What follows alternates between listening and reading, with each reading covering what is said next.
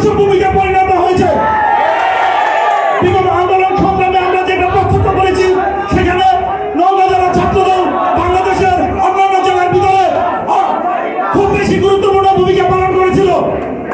আমরা অত্যন্ত দৃঢ়তার সাথে বলতে চাই, এবং এখানে আমাদের সংগ্রামী সভাপতি সাধারণ সম্পাদক উপস্থিত আছেন, আমি আপনাদের কাছে বলবো এবং আমি সহযোগিতা করব, বিগত আন্দোলন সংগ্রামের যারা রাজপথে হাতে হাত এবং কাঁধে কাঁধ মিলিয়ে নেতৃত্ব দিয়ে দেশের জন্য তারেক রহমানের আস্থা রক্ষা করেছিল, আমরা ভবিষ্যতে সেরকম নেতৃত্ব নওগাঁ জেলায় প্রতিষ্ঠা করবো। সেই সাথে সবাইকে আবারও ধন্যবাদ জানিয়ে আমি আমার বক্তব্য শেষ করছি। সবাইকে ধন্যবাদ। বাংলাদেশ জিন্দাবাদ।